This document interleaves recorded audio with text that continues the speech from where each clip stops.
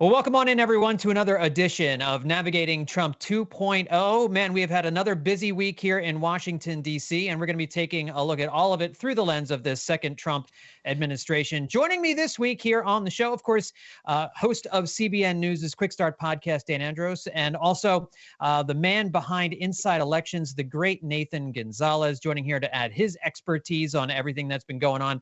Gentlemen, I'll tell you what, let's start off with Ukraine and Russia, because I think that's been the big needle mover of the week.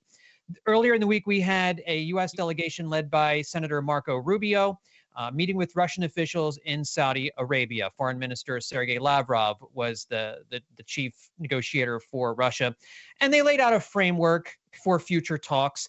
Ukraine officials were not invited to this particular meeting.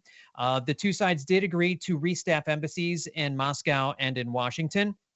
But really the big news this week is the seemingly shift change by the United States, and specifically the Trump administration and President Trump himself, kind of recasting Ukraine and Russia here and their roles in this war. Trump came out swinging against Ukrainian President Volodymyr Zelensky this week, telling reporters that Ukraine never should have started the Ukraine war. Of course, we all know this war began with a Russian invasion of Ukraine. And then Zelensky said Trump was living in a disinformation space and that the disinformation was coming from Russia. To then which President Trump responded in a Truth Social post, calling Zelensky a dictator without elections and telling Zelensky he better move fast or he's not going to have a country left. So let me start off with you, Nathan, on this question, because it really is interesting to me. We knew there was going to be a policy shift here regarding Ukraine, but the language being used by the president appears to me to be putting Zelensky as the aggressors here in this particular battle and the ones who are corrupt, talking about money missing that's been sent to Ukraine and all of that. What is your take on this, the seeming 180 in official United States policy towards Ukraine and their role in this war? Yeah, John, it's surreal.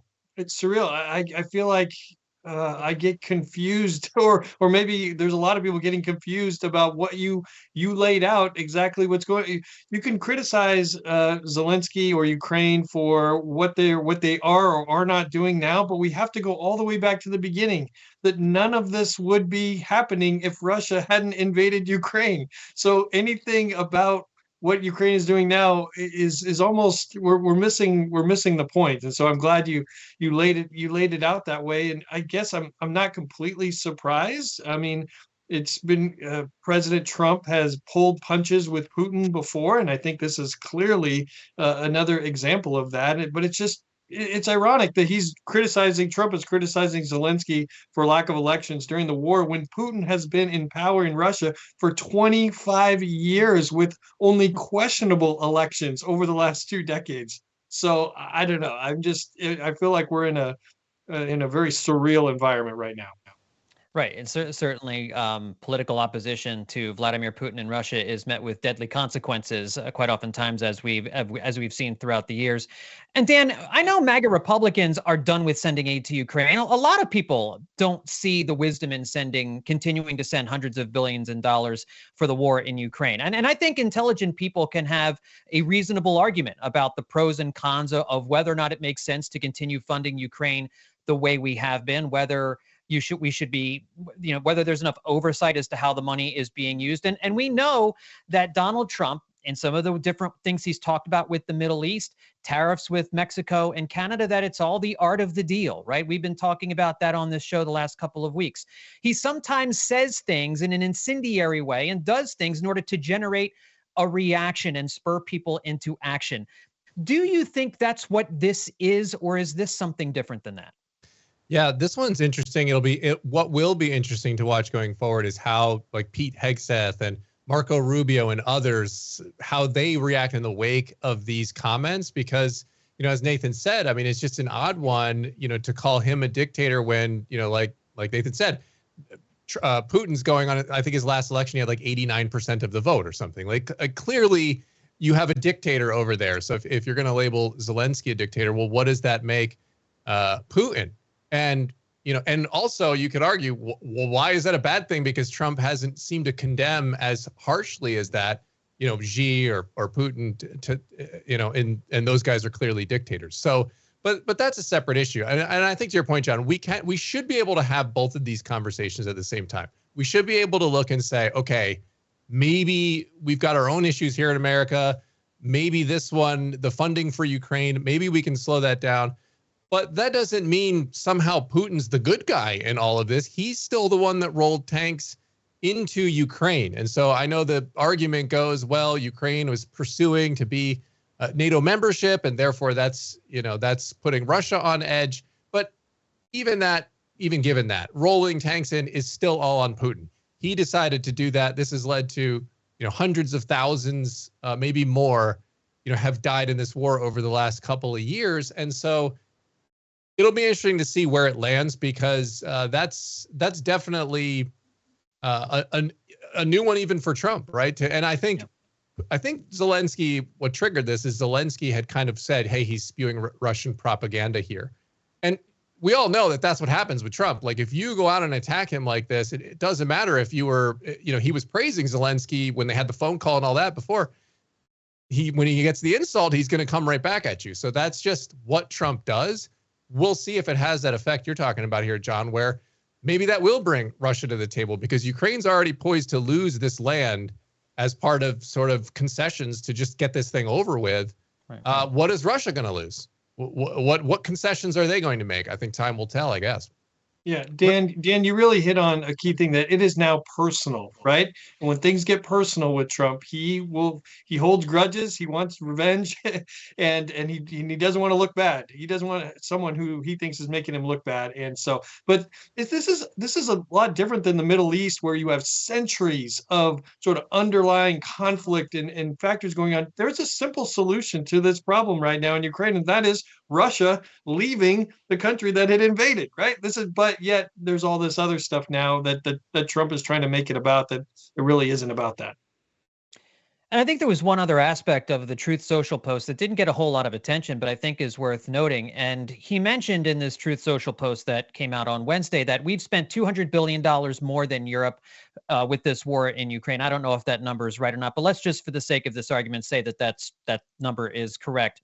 He also said we have a big, beautiful ocean as separation, seeming to indicate that this really should be more Europe's problem than a problem of the United States. What that fails to recognize is World War I and World War II, why we've created NATO in the first place, so that the United States saw it as in their own self-interest, both from a defense standpoint and from an economic standpoint, to play a more active role, to have security guarantees in the European theater, to avoid another European war, to avoid an aggressor invading other countries in Europe that would draw us into a World War III. Nathan, that seems to me something that a lot of people are missing here, is that we seem to have this isolationist policy coming from the Trump administration, and history has kind of shown us you can try to isolate as much as you want, but it's oftentimes exceedingly difficult, especially now that we live in an internet era where all our economies are interconnected, and what happens in your country very much has an impact on what happens in my country.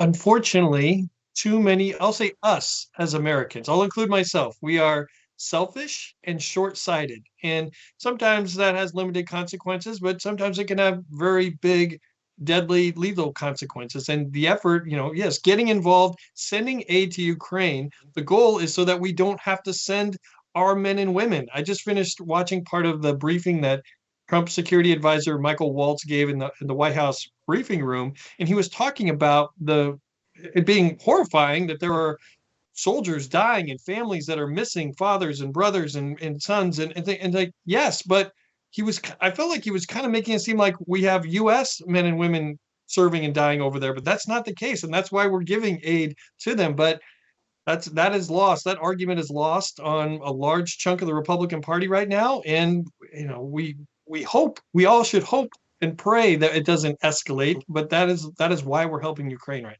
now. Yeah, and I would just say that, as far as the America First policy goes, I think there's this all or nothing sort of aspect to that I think both sides maybe could find a little middle ground here. I think we all have to recognize that at some point, like you were saying, Nathan, that things that happen overseas don't happen in a vacuum. They can impact us. I mean, President Trump is talking about taking Greenland and the Panama Canal and all this stuff. So, well, what is that? I mean, that's not in America, those things, right? But clearly, kind of, to me, that sort of signals that you understand that things that happen in different parts of the world matter to America. So I think you can pursue a quote unquote America first sort of agenda, but then also understand that it's not a zero sum game. It doesn't mean you do nothing anywhere. I think that's what it feels like a lot of times, is that that's where they settle. And it's like, no, I think we should have a discussion where I don't think anybody wants to be America world police, right? I really don't think anybody actually wants. I mean, maybe Lindsey Graham wants to, but beside him, no average American wants to be running around fighting all the wars in the world. But I think there is a place you can land where you understand that some assistance in some places is going to be necessary for the security of America. Well, I want to talk about inflation a little bit now, too. It's an issue we haven't talked about a lot here during the first month of the Trump administration, because we have been focused on some of these other issues, and tariffs have been at the forefront of the economic policy of this country. But one of the big reasons that Trump was elected was because he promised to bring prices down. He had said a couple of times on the campaign trail, we're going to make prices come down drastically on day one. We took that figuratively. I think we all knew things weren't going to happen on day one. But I think the idea here was that very early in his administration, this was going to be a major focus, because he did an excellent job on the campaign trail, really keying in on the pain that Americans were feeling at the grocery store, at the pump. And he had been talking a lot about the different ways in which he wanted to try and that he assured us he would bring prices down. So it was interesting this week in his interview with Sean Hannity that he did sitting alongside Elon Musk, when he said, inflation is back. And he says, and I had nothing to do with that. Now, yes, you can certainly, I think, make that argument. He's only been in office for a month. Some of the things that are in place right now are not his fault. It's not his fault that the bird flu is raging and egg prices are $3,000 a dozen. You know, I mean, it's kind of crazy right now. But, you know, I think there's maybe a short-sightedness, or maybe, I don't know. Dan, let me ask you this. Has the Trump administration is distancing themselves from this issue, right? They're distancing themselves from the bold promises made on the campaign trail about the ability to bring prices down. What's your take on that?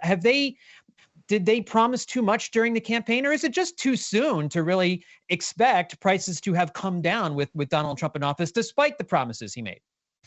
Yeah, I mean, on the one hand, I would say, yeah. I mean, it's tough to, like, you know, you immediately hop into the chair and then a minute later, and then you're like, hey, wait, everything's your fault now. I mean, I don't think that's very fair. And I think presidents, regardless of who's in there, sometimes take a little extra heat for prices of things that are happening in a massive economy that maybe necessarily, yeah, you can influence the prices on things. And so there are bad policies that you can target that might have led to price inflation and things like that. But sometimes it's like, well, you're just the price of being in that seat, right? You're going to get blamed for things when they go badly, and you're going to get credit for things when they go well. And so from that side of things, I think it's a little soon to sit there and then start playing the blame game on all the prices. And of course, for Democrats, it looks a little rich to them, you know, as we've been paying for these eggs for all this time, whatever it costs. Well, not me, because we have 14 chickens and we get eggs, but so I'm exempt from that.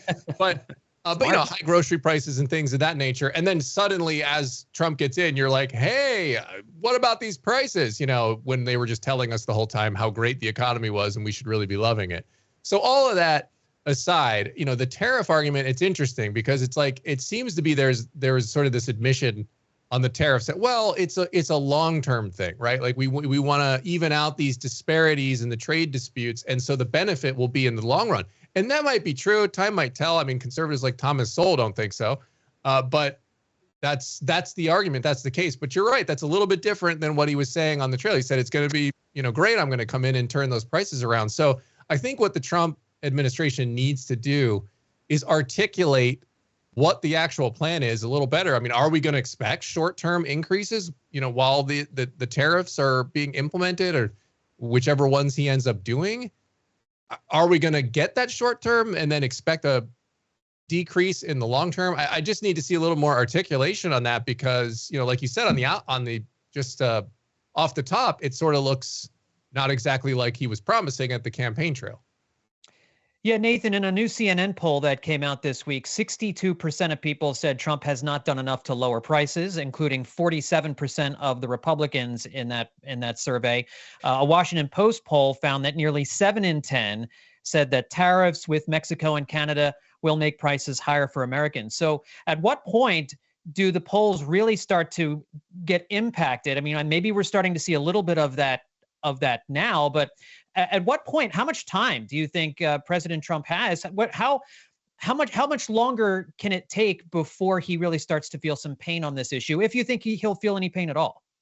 Well, some voters made the mistake of believing Trump or believing a politician when they made promises, right? That was the first mistake.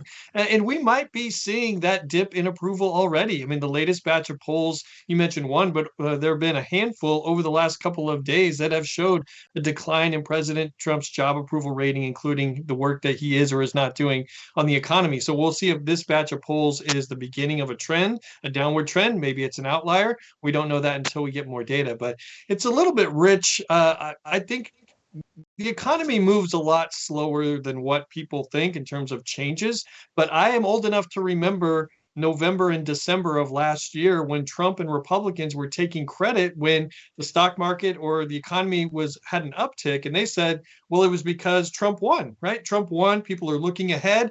They were taking credit for a good economy when they weren't even in office yet. Now Trump's in office and they're like, well, wait, hold on. This is not me. So you can't really have it both ways when it comes to timing. And eventually, I do believe that Americans are focused first on the economy. How are they doing in their own lives, their own households? And if things don't improve, then even those who give Trump the benefit of the doubt or voted for him, they want to feel secure. They want to feel strong economically. And if he's not doing that, then there will be ramifications. Those ramifications probably won't be for Trump because he's not going to be on the ballot in 2026. But for those Republicans who are, they probably carry the most electoral risk right now. Sure, the midterm elections next year, and then certainly we're a little bit too far from the 28 presidential election to get a sense on that. But yeah, that's certainly it was a major issue on the campaign trail in 2024. And so let's finish up talking about this first month of Trump in office. As we are recording here on Thursday, it is the 1-month anniversary of President Trump beginning his second term in the Oval Office. And the CNN and Washington Post polls that we were just referencing, the overall numbers in terms of favorability, unfavorability show the new president is a little bit underwater at the moment. 47% approval, 52% disapproval in the CNN poll, 45-53 in the Washington Post. Now, I know there's going to be folks who are going to say CNN, Washington Post. Let's see what happens when we get some additional data from maybe some more right-leaning organizations or whatever. That all being said, they're polling Republicans, they're polling Democrats, and these are our first real numbers in terms of approval during Trump's second term in office here. So the good news for the president too is he is a few points higher right now than he was at this point in his first administration. So he's starting off in a bit of a stronger position than he did back in 2017. His approach on immigration has earned high marks, and his handling of the economy, or efforts to shrink the federal government, have not gotten quite as high of marks in both of these two polls. So, Nathan, how would you describe the first month of Trump's second term in office? Well, maybe the first thing is people might have heard a sigh, right? Like that's the first reaction, but also aggressive. I mean, I think that this administration has been aggressive on executive orders, aggressive on policies, aggressive, I will say legally with pardons, and also pushing the envelope on what is or is not allowed by the executive branch. And part of that is by design, right? That this administration came in believing that they had a mandate from the American people and are moving quickly. And they had, for Trump and allies or people around him, had 4 years to maybe prepare or plan better for this first month in office. And we're seeing a result of that. We'll see whether the movement and the things that the Trump administration has done, whether it's effective or works, and the voters like it or not. We're still a ways from knowing that, but I think aggressive is probably the best way to describe these 30 days. Yeah, I would agree with that assessment on aggressive. And I think it's interesting because wherever it lands on the things that may or may not be like pushing the bounds of the executive office, I think what we're seeing is sort of a massive shift in I would say status quo, because Republican or Democrat, one thing that's been consistent, regardless of the administration that's in there, is the size of the government, and the debt that our nation has continues to grow and grow and grow. So if there can be any positive movement on that, because honestly, like, it's so big at this point, I think 36 trillion or something like that. It's so big that, like, drastic things are going to happen for this to turn around. I mean, I think everyone would acknowledge that problem. But so at the very minimum, that this effort to try to seriously look at how, government is run and where is the waste. I mean, any bureaucracy this big, you're going to be able to find waste, right? Like, it's just the nature of the beast. Any big corporation, you're going to find they're spending $1 million a year on paper clips. What are we doing? So you're going to be able to find those things, but it just seems like previous administrations just get in and it's sort of, time to make the donuts and nothing serious happens. So if anything positive comes out of this for this second Trump term, my hope would be that the government is somehow, in some way, shape, or form, maybe look at things differently and perhaps make things run a little more efficiently so we don't keep ballooning our debt, which would be horrible for everybody in the long term. But time will tell. Right. And one of the things we heard at the White House briefing on Thursday was they kept calling this Trump 2.0 Trump warp speed, because of the speed with which these executive orders are being written at the White House. He's approaching FDR's record from decades ago for the amount of executive orders signed at the beginning of a presidential term. But the whole reason that they're going so fast is, I think you guys hit on it. For one, they've had more time. They've been able to get a plan together and think about what agencies they want to shutter or restructure or move around, how many employees they want to let go.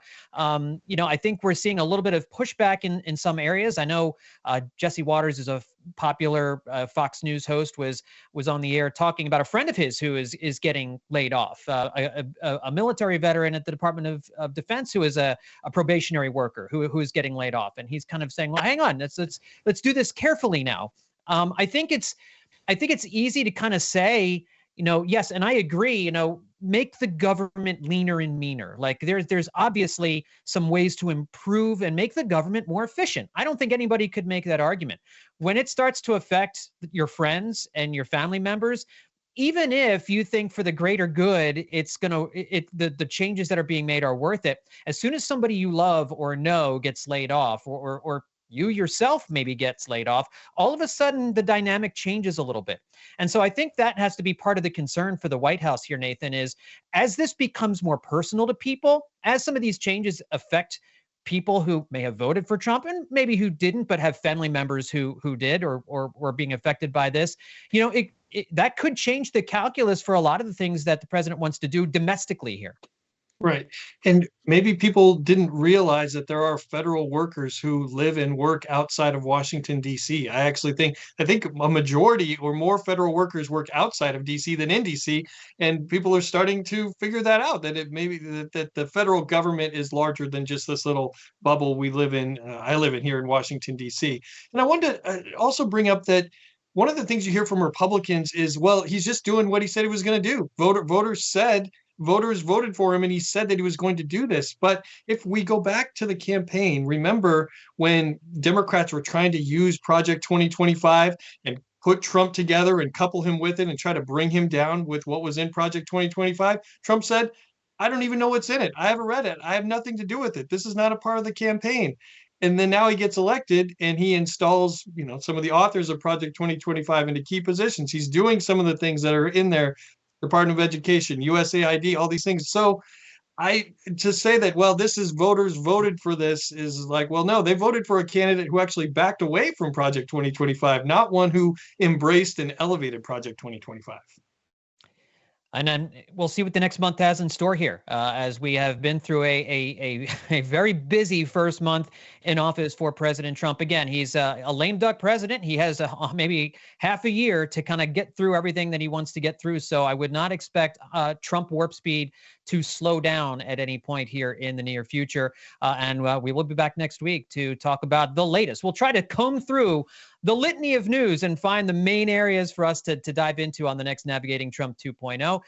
Nathan Gonzalez, Dan Andros, thank you so much for your time. We really appreciate it. Absolutely. Anytime.